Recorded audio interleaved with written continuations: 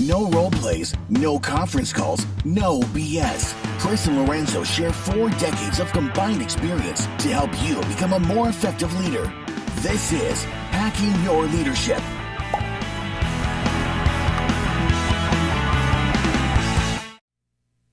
Welcome to Hacking Your Leadership. I'm Chris. And I'm Lorenzo. And welcome to this week's Thoughtful Thursday. Don't forget to follow us on YouTube at Hacking Your Leadership and leave us a review on whatever podcast platform you're listening to. On this Thoughtful Thursday, I want to talk about stress-laxing. Lorenzo, have you been doing any stress-laxing recently? I don't even know what that means. I could probably put that together, but I'm not sure. I don't know if I am or if I'm not. I didn't know what that meant until a couple days ago either. It was a meme that I saw online that said stress-laxing is being stressed that relaxing makes you more stressed because you're not working on the projects that were making you stressed to begin with.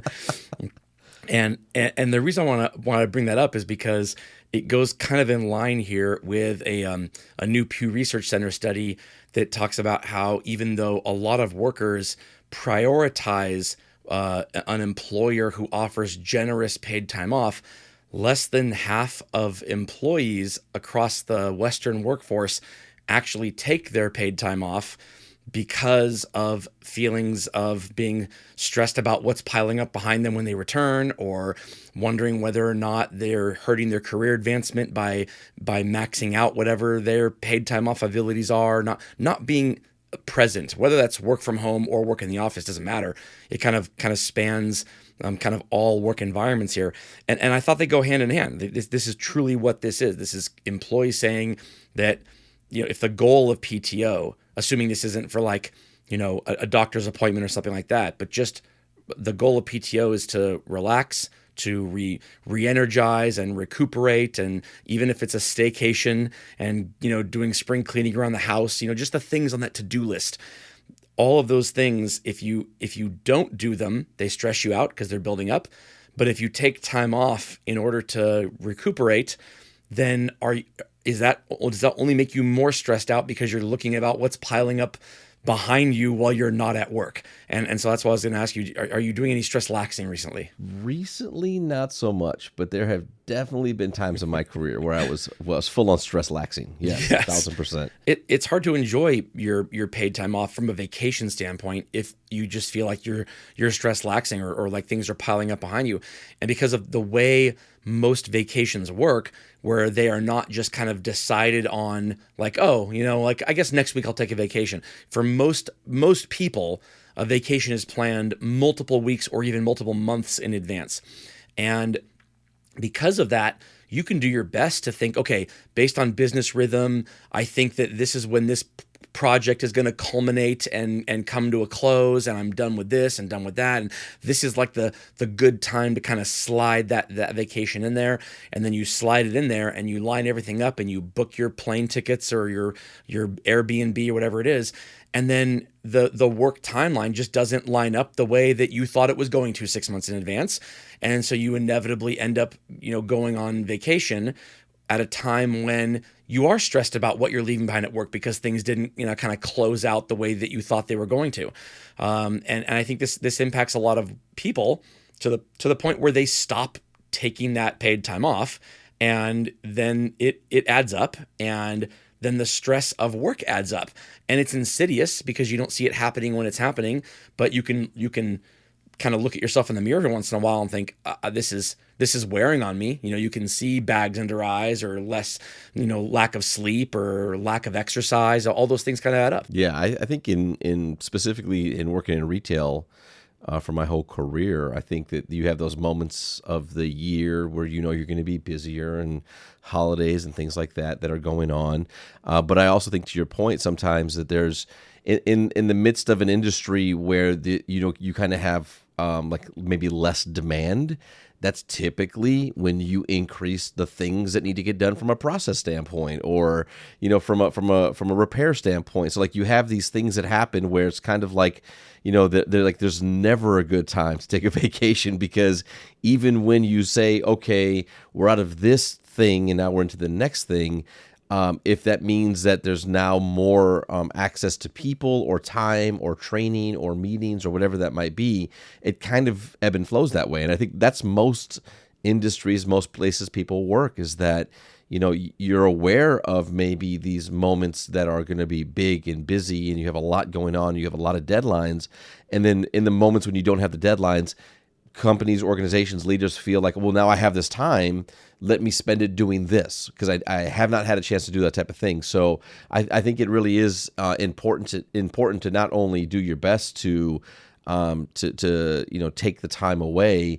but get to a place where you can actually go and enjoy the time to the best of your ability. Yeah, I completely agree with that. One of the things I want to ask you about this is, as a person who has people reporting up through you, what do you do to make sure that your people are taking their time off? Because I know that there have been times in my career when I didn't for a long time, and it did wear on me, and I had to kind of like look at myself in the mirror and make changes.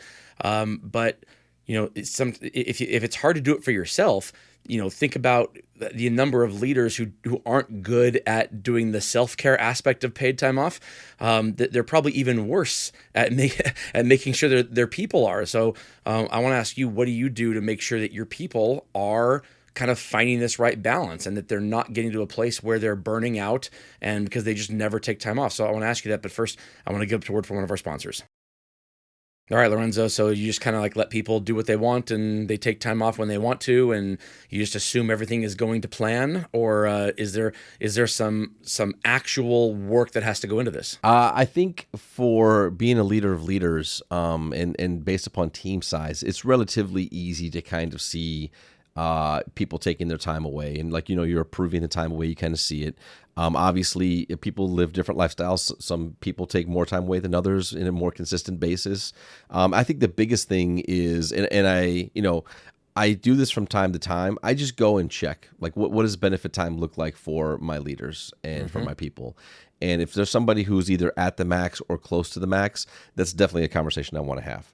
I think for two reasons, because number one, that says like you're not taking really much, if any, time at all, and you should definitely take some time.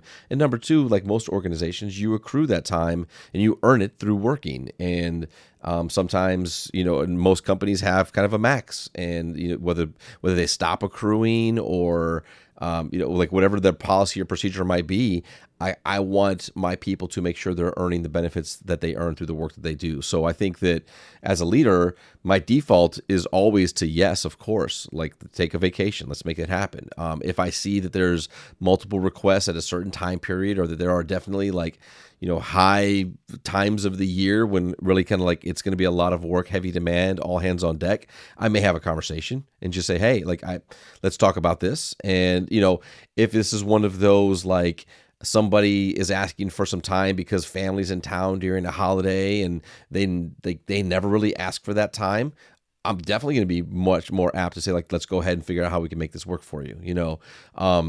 People who may ask for the same time every year for family get-togethers, whatever, like yes, like if we can work together to plan it to make sure that we can have what we need support-wise and give people the time all day long. But like I said, my default is always yes. It's only a conversation more if I see that there's a potential impact to the business in a way that could cause it to be much harder work for everybody else. Yeah, I think that's spot on. I also think in organizations where no one maxes out because either the laws in the area or just the company policy is that at the end of a year your vacation gets cashed out to you, because some employers, some companies don't want this like massive bank of paid time off across thousands of workers adding up and not knowing when that expense is going to come into play. And so every year,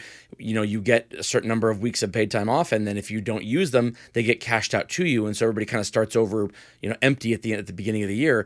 In situations like that, it can be harder to make sure that your people are taking their paid time off because nobody is accruing, more than a year or having these massive banks. It's still just as important to kind of audit that and to see, all right, how many employees have had this just kind of cashed out to them, 3 years in a row, which means effectively they have not taken any time off for 3 years in a row. And versus, how many people are actually using them. And so when you have a lot of people reporting up to you, it can be hard to kind of to make sure this is happening. But I think you have a responsibility as a leader, and if you're a leader of leaders, to kind of to audit the process one level down too, to make sure that the people reporting to you are doing this for their people, to remind them, hey, you know what? You have a lot of people reporting to you too.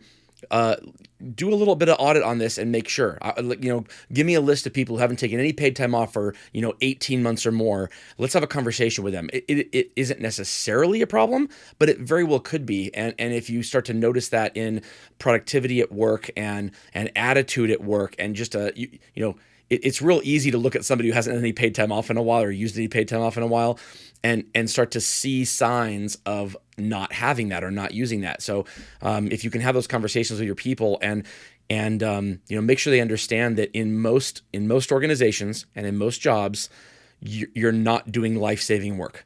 Meaning if you took some time off, no one's going to die because of it. So take some time off and take care of yourself and take care of your people. Absolutely. And with that, it brings us to the end of this episode. This is Hacking Your Leadership. I'm Lorenzo. And I'm Chris. And have a great day.